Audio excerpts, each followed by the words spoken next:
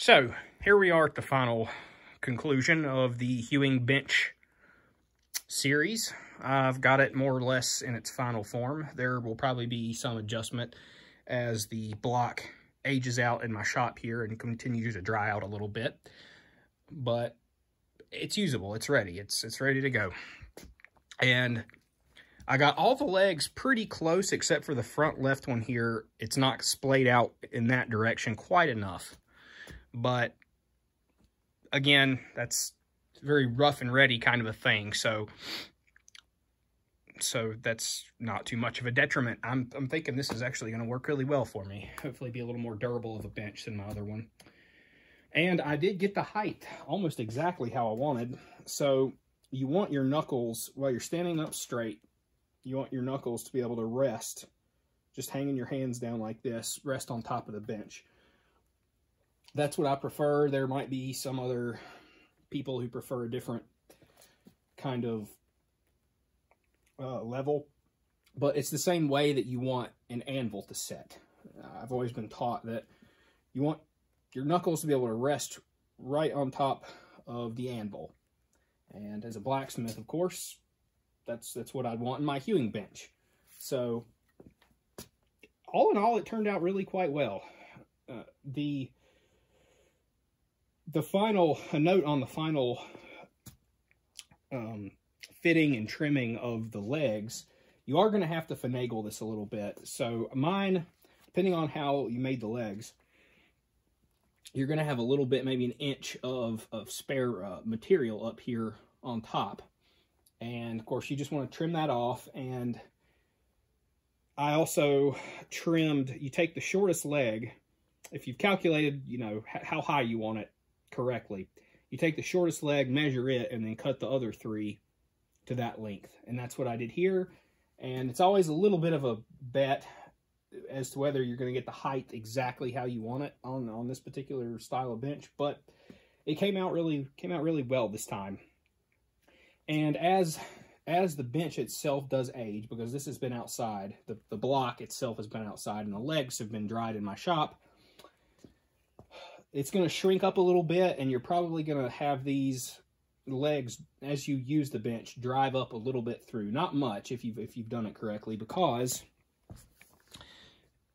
as you can see, the legs are thicker than the actual tenon that joins it to the bench. So it shouldn't drive up very far. That's why I like to leave the legs a little fatter, and it adds weight. In my opinion, these hewing benches, you want a little bit of extra.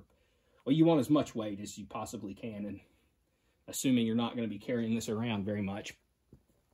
So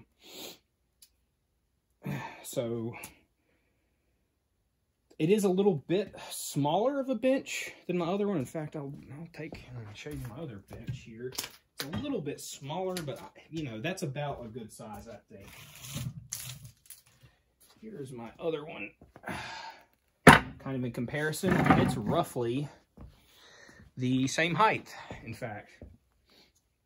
Almost exactly the same height. It's not quite as level. And this one is a little bit wobbly because I made one of the legs a little bit too thin, and it's just been kind of a more rough thing anyway. And this was made out of some hickory that was just about too far gone to really be useful. But, you know, it turned out to actually work pretty well. Now, the reason it's so, that's the reason it's troughed out right here so much from overstrike. It's just soft, punky hickory. Like I said, hickory is normally extremely hard, of course, but this was just a little far gone. So I'm hoping this bench will work out a little bit better. It's far more level, and I won't be marring up my spoon blanks and that soft green wood on this rough surface, hopefully. And I will be moving. This particular hook is for my, dare I call it a stock knife or a blocking knife or a peg knife, whatever you want to call it. There's been some controversy over what that thing is supposed to be called, but whatever you want to call it. This should provide a much nicer surface to use this particular tool with. So, and this thing is just a hook that's threaded into the bench. So I'll have to pull that out and bore a hole. I'll probably wait till that dries out a little bit before I do that. And I'm going to try to keep using this one as a hewing, more of a hewing bench for work with the axe, since it's already rough and everything. And then use this one and try to keep this one as not quite as, try to keep this one in a little bit better shape so that I can use the blocking knife with it. So that's my idea.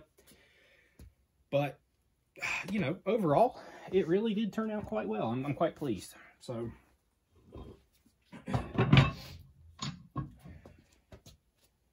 you know, in fact, I'll just pull this out here. You can see better from this angle how I didn't quite get this leg correct. It looks worse in the camera than it actually is. That's not really going to cause a problem. But that's just sort of to demonstrate how you want to register when you're boring holes. I didn't quite take into account or eyeball it well enough that this leg should be splayed out more like that. So, you know, these don't always come out exactly how you want them, but they're rarely unusable. And there are people that prefer three-legged hewing blocks, and that's fine. They are easier to stabilize, but again, I learned doing them this way, and this is just how I prefer. Now, you can also, if you're so inclined, you can wedge these on the back. You can cut a slot or a slit in the leg tenon here and just put a wedge in. Usually you do that, if you're going to do that, you do it after everything is dry.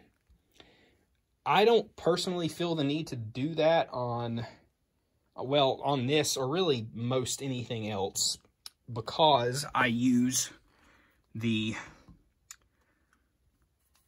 fatter leg here than the tenon. So maybe if you were making some more formal furniture and you were being a little more careful about things and you specifically didn't want these legs ever to come out again, you might do that.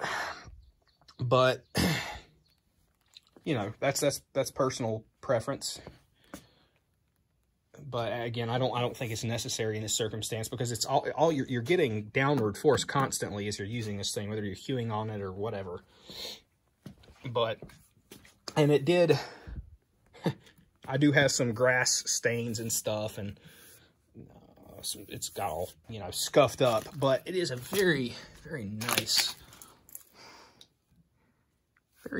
flat surface. This is one of the nicer benches I think I've made. This would be my 4th, I want to say.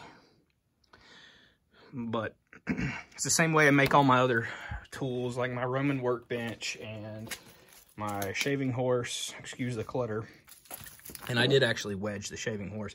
Oh, and yes, specifically, that's something to mention. If you're going to wedge these, you want the wedge to be pushing the wood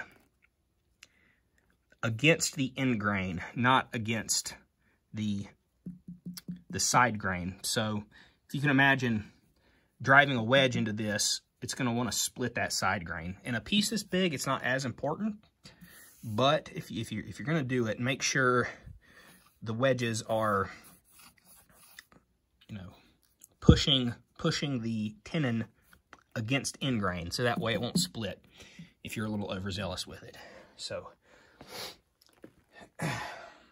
yep, I might clean up the edges a little bit with the spoke shave and that kind of thing. But overall, I'm really pretty happy with how this came out. Really nice, dense, hard ash wood. We probably won't be able to be working for too much longer, unfortunately, but utilizing what we have now. Hopefully this covers most of the basic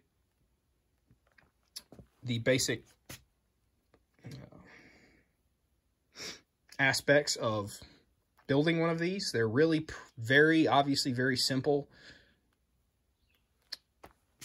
You know, I mean, it's a personal tool. Make it however you like. But maybe it was informative to someone.